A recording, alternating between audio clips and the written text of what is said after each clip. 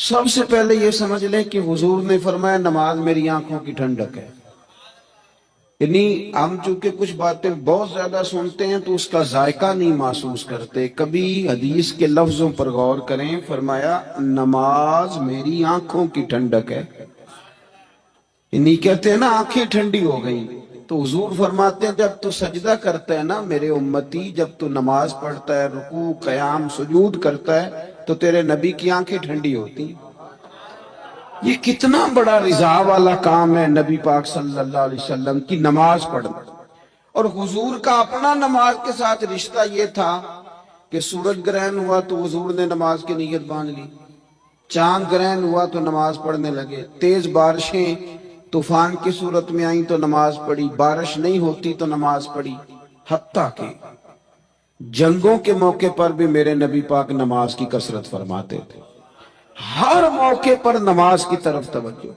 نماز حضور کی چاہت ہے، آنکھوں کی ٹھنڈک ہے.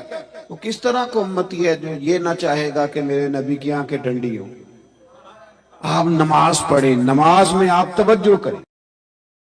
ایک ہوتا ہے نماز پڑھنا، ایک ہوتا ہے اہتمام کے ساتھ نماز پڑھنا.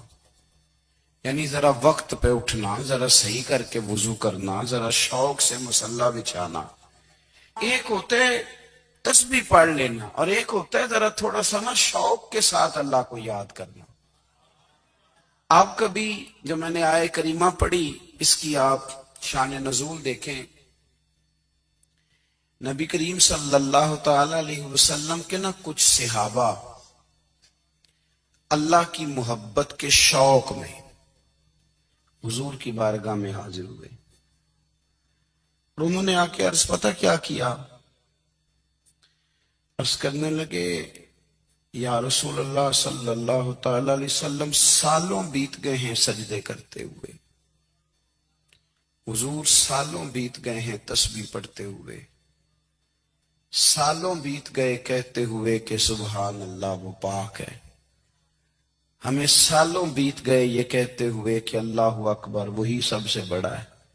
سالوں بیت گئے کہتے ہوئے کہ الحمدللہ ساری تعریفیں اللہ کے لیے. سالوں بیت گئے اس کی تسبیح کرتے، تحلیل کرتے، تکبیر کہتے.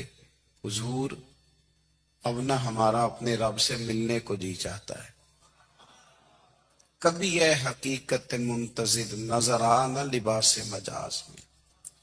لاکھوں سجدے تڑپ رہے ہیں میری جبین نیاز میں.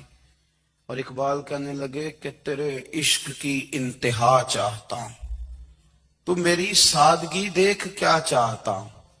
میرا ذرا سا تو دل ہے مگر شوق اتنا، میں وہی لن ترانی سنا چاہتا ہوں. میرا بھی دل کرتا ہے کہ اللہ میں تجھے کہوں میں تجھے دیکھنا چاہتا ہوں جس طرح حضرت موسیٰ کلیم علیہ السلام نے کہا تھا، اور تو مجھے کہے کہ لن ترانی تو نہیں دیکھ سکتا.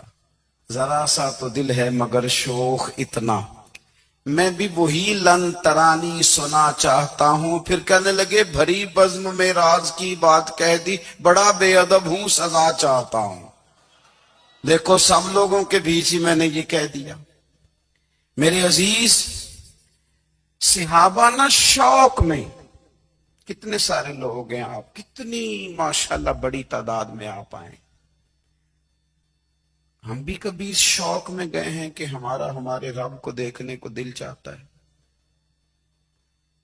ہمارا جی چاہے وہ کبھی ہمیں ملے، ہم کبھی اس کی زیارت کریں، اس کی بارگاہ کرم میں ہم حاضر ہوں. صحابہ نے عرض کیا یا رسول اللہ صلی اللہ تعالی علیہ وسلم ہمارا رب کہاں ہے؟ ہمارا نا اپنے رب کو دیکھنے کو جی چاہتا ہے. جب صحابہ نے یہ عرض کیا تو اللہ نے قرآن مجید نازل کیا. فرمایا وَإِذَا سَأَلَكَ عِبَادِي عَنِّي فَإِنِّي قَرِيبٌ. محبوب جب میرے بندے آپ کی بارگاہ میں آ کے میرے بارے میں پوچھیں نا تو ان سے کہہ دینا میں ان کے قریب ہی ہوں، قریب ہی ہوں. دلیل کیا ہے؟ آئی اذا دان، یہ جب بھی مجھ سے دعا مانگیں گے میں ان کی دعاؤں کو قبول فرماؤں گا. میں ان کے قریب ہوں، میں ان کے قریب ہوں. یہ جب بھی دعا مانگیں گے نا میں قبول کروں گا، میں ان کے قریب ہوں۔ اللہ تبارک و تعالیٰ کے بندے اللہ سے محبت کرتے، رب کی بارگاہ میں جھکتے، اس کو اپنے دکھ سناتے، اس کے پیارے محبوب صلی اللہ تعالی علیہ وسلم کا وسیلہ لے کے اس کے حضور حاضر ہو جاتے، پیشانیاں سجدوں سے روشن ہوتی۔ ہم نہ ہر چیز کے لیے وقت نکالتے ہیں، ہر چیز کے لیے، لیکن عبادت کے لیے وقت نہیں نکالتے۔ ہر شے آباد ہے، ہر شے، ہماری فیس بک بھی آباد ہے، واٹس ایپ بھی آباد ہے، ہمارے ٹویٹر بھی آباد ہیں، ہماری ہر چیز آباد ہے۔ سب سے کم آباد ہمارا مصلی رہ گیا ہے، سب سے کم۔ وہ لوگ اب ڈھونڈنے سے ملتے ہیں جن کی بغل میں مصلی ہوتا تھا۔ میرے بھائی، آپ کتنا کو دنیا کے پیچھے بھاگو گے تھکا دے گی، کتنا دولت کے پیچھے بھاگو گے تھکا دے۔ آپ جب اپنی زندگی میں جمع تفریق کرو گے نا تو مرتے وقت احساس ہوگا کہ سارا کچھ تو لوگوں کے لیے کیا، اپنے لیے تو کر ہی کچھ نہیں سکے۔ اور ہم عبادت کے معاملے میں بہانے بازی بھی کرتے ہیں۔ ہم کہتے ہیں اوہو رزق کمانا بھی تو عبادت ہی ہے نا، تو میں حلال روزی کے لیے جا رہا ہوں، یہ بھی تو عبادت ہے نا۔